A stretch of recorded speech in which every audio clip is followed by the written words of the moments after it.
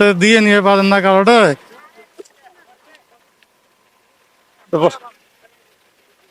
বয়স্ক মানুষ।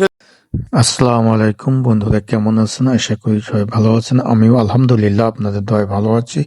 তো বন্ধুরা, বৃদ্ধ বয়সে যুবকদের হার মানিয়ে কৃষি কাজ চালিয়ে যাচ্ছে আমাদের এলাকার এক চাচা এবং চাচি।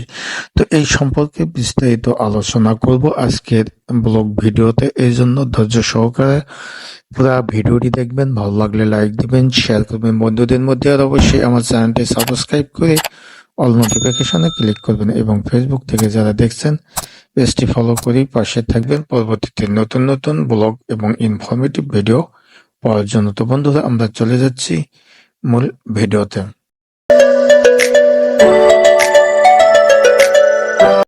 তো যা বলছিলাম যে প্রায় ৮০ বছর বয়সে আমাদের এলাকার এক চাচা চাচি কৃষিকাজ করছে, যারা তারা যুবকদেরও হার মানিয়ে ফেলেছে।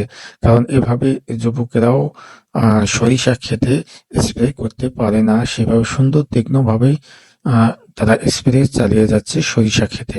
তো এমনটি এই ঘটনা ঘটেছে আমাদের এলাকা, অর্থাৎ রংপুর জেলা পীরগঞ্জ উপজেলা ২ নম্বর ভেন্ডাবাড়ি ইউনিয়নের মহেশপুর গ্রামের আসফ আলী চাচা এবং চাচি, এই দুজনে সরিষা ক্ষেতে তারা স্প্রে করতেছে, কীটনাশক স্প্রে করতেছে। তো আমি তাকে প্রশ্ন করলে সে বলে যে নিজের কাজ নিজে করাই ভালো, তাতে শরীর স্বাস্থ্য ভালো থাকে। যে শ্রমিক পাওয়া যায়, কিন্তু বর্তমান কি খবর দুই কেওটা কি হয়েছে খুলি যাচ্ছে তো দিয়ে নিয়ে পারেন না কারোটা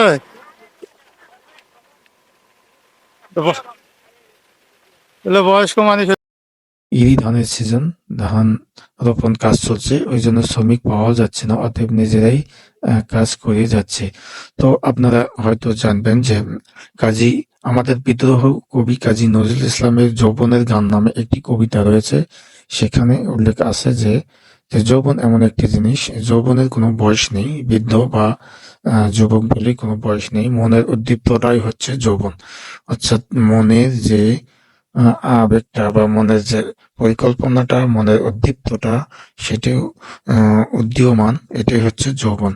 অনেক বৃদ্ধ লোকেরা আছে, তাদের যুবকের মতো চালচলন, আবার অনেক যুবক লোক আছে যারা চালচলন আচার ব্যবহার বৃদ্ধদের মতো। তো এমনটি বোঝা হয়েছে সেই যৌবনের গান কবিতায়। তো তেমনি আমাদের এলাকার এই আশরাফ চাচা এই প্রায় ৮০ বছর বয়সে চাষিকে সহযোগিতা নিয়ে সে কীটনাশক স্প্রে করছে তাদের সরিষা ক্ষেতে। তো এমনটি আসলে, যদি এই ভিডিওটি ভালো লাগে অবশ্যই একটা লাইক দেবেন, আর অবশ্যই এই ভিডিওটি শেয়ার করে জানিয়ে দেবেন, সবার কাছে পৌঁছে দেবেন। তো এমনটি আমি আশা করব। তো বন্ধুরা, ভিডিওটি কেমন লাগলো? ভালো লাগলে লাইক দিবেন, শেয়ার করবেন বন্ধুদের মধ্যে।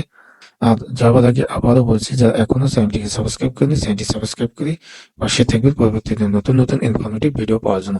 তো বন্ধুরা, যে পর্যন্ত সবাই ভালো থাকবেন, সুন্দর থাকবেন, সুস্থ থাকবেন। আল্লাহ হাফেজ।